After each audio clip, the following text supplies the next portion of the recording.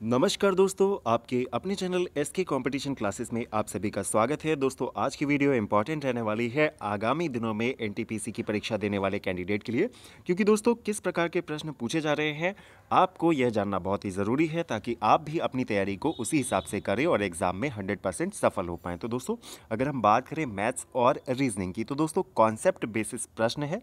जैसे अगर हम बात करें मैथ्स में, तो वर्तमान समय में जो एग्ज़ाम हो रहा है उसमें आपका परसेंटेज है, एलसीएम है, रेशियो एनालिसिस है, इस प्रकार के प्रश्न। और रीजनिंग की बात करें तो सिटिंग अरेंजमेंट है, अल्फ़ाबेट है, इनसे प्रश्न आ रहे हैं। जो सबसे इंपॉर्टेंट चीज़ है वह है जीके, और जीके में हम subject wise one by one चीज़ों को डिस्कस करेंगे। जैसे आज की वीडियो में हम डिस्कस करने वाले हैं हिस्ट्री के किस प्रकार के प्रश्न आपके एग्जाम में पूछे जा रहे हैं। तो चलिए दोस्तों, वीडियो को शुरू करते हैं, और वीडियो पसंद आए तो इसे लाइक कीजिएगा, शेयर कीजिएगा, सपोर्ट कीजिएगा। तो दोस्तों, हिस्ट्री 28/12/2020 पहली शिफ्ट में जो प्रश्न पूछे गए थे आपके सामने, सबसे पहला प्रश्न क्या दे रखा है, जैन धर्म के 24वें तीर्थंकर का नाम पूछा गया है। तो दोस्तों बिल्कुल सिंपल सा क्वेश्चन है। हम सभी जानते हैं कि महावीर स्वामी जो है वो जैन धर्म के 24वें और अंतिम तीर्थंकर रहे हैं। बात करें अगले प्रश्न की, तो स्वराज मेरा जन्मसिद्ध अधिकार है, यह नारा जो है वो किसने दिया था। जी, अगर आप देख पा रहे होंगे तो बिल्कुल सिंपल, बिल्कुल आसान प्रश्न अभी पूछे जा रहे हैं। स्वराज्य मेरा जन्मसिद्ध अधिकार है, यह नारा जो है हमारे बाल गंगाधर तिलक जी ने दिया था। पानीपत का द्वितीय युद्ध, तो दोस्तों पानीपत के 3 युद्ध हुए हैं। पूछा गया था कि पानीपत का द्वितीय युद्ध किसके बीच हुआ था। तो दोस्तों हम जानते हैं वैरम और हेमू के बीच जो है वो पानीपत का द्वितीय युद्ध लड़ा गया था। इसके बाद अगर हम बात करें 1905 में हुआ था बंगाल विभाजन। बंगाल विभाजन एग्जाम पॉइंट ऑफ व्यू से बहुत ही इंपॉर्टेंट टॉपिक है। पूछा गया था कि बंगाल विभाजन के समय गवर्नर जनरल कौन थे। तो दोस्तों अगर हम बात करें इस प्रश्न की, तो लॉर्ड क्लाइव जो है 1905 के समय में गवर्नर जनरल के पद पर थे। तो यहाँ से, और उसके बाद पूछा गया था कि भारतवर्ष में नियमित जनगणना जो है वो किस वर्ष से प्रारंभ की गई थी। तो अगर हम बात करें इस प्रश्न की, तो वर्ष 1981 से भारतवर्ष में रेगुलर जो पॉपुलेशन की गणना की जाती है 1981 से 1881 से प्रारंभ हुई थी। चलिए दोस्तों बढ़ते हैं अगली शिफ्ट की ओर। जी, 28/12/2020 शिफ्ट सेकंड जो प्रश्न पूछे गए थे आपके सामने हैं। देखिए, पहली शिफ्ट में 5 प्रश्न पूछे गए थे और दूसरी शिफ्ट में 4। तो हर शिफ्ट में लगभग 4 से 5 प्रश्न जो है सिर्फ और सिर्फ हिस्ट्री से पूछे जा रहे हैं, इसीलिए हिस्ट्री बहुत ही इंपॉर्टेंट है।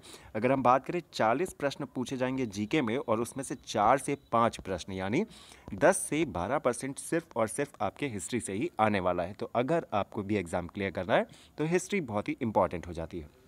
देखते हैं शिफ्ट सेकंड में किस प्रकार के प्रश्न पूछे गए थे। पूछा गया था आलमगीरपुर किस नदी के किनारे पर है। तो दोस्तों पूर्व दिशा में पूछा गया था कि आलमगीरपुर के पूर्व दिशा में कौन सी नदी है। तो इसका राइट आंसर हो जाएगा हिंडन नदी।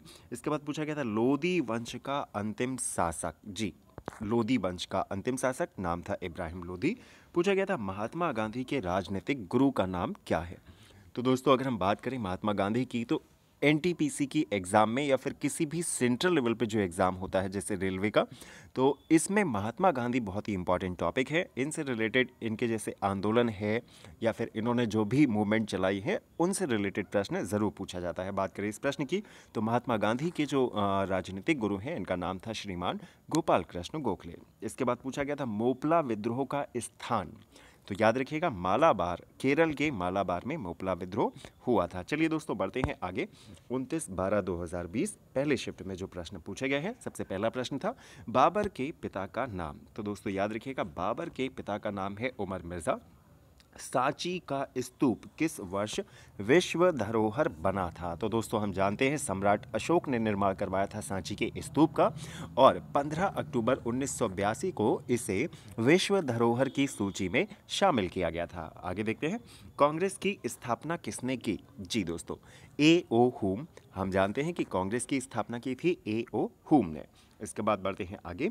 स्वराज की मांग किस वर्ष की गई थी। जी दोस्तों अगर हम बात करें स्वराज की मांग, तो वर्ष 1905 में दादा भाई नौरोजी वर्ष 1905 में स्वराज की मांग की गई थी। और इसके बाद पूछा गया था कि फ़कीर विद्रोह कब हुआ था। तो याद रखिएगा 1776-77 में फ़कीर विद्रोह हुआ था। तो दोस्तों अगर आपको वीडियो पसंद आई हो तो इसे लाइक कीजिएगा, शेयर कीजिएगा, सपोर्ट कीजिएगा, ताकि हम आगे भी सब्जेक्ट वाइज जैसे हिस्ट्री है, या फिर अगर हम बात करें अर्थशास्त्र है, या फिर हम बात करें साइंस है, तो हम सब्जेक्ट वाइज जो है पेपर का एनालिसिस करेंगे, जिससे आपको तैयारी करने में थोड़ी सी मदद हो जाएगी। आपको पता चलेगा किस प्रकार के प्रश्न पूछे जाते हैं। तो दोस्तों आज की वीडियो में बस इतना ही रखते हैं। अगर आपको वीडियो पसंद आई है तो इसे लाइक कीजिएगा, शेयर कीजिएगा, सपोर्ट कीजिएगा। मिलते हैं नेक्स्ट वीडियो में, तब तक के लिए नमस्कार। जय हिंद, जय भारत।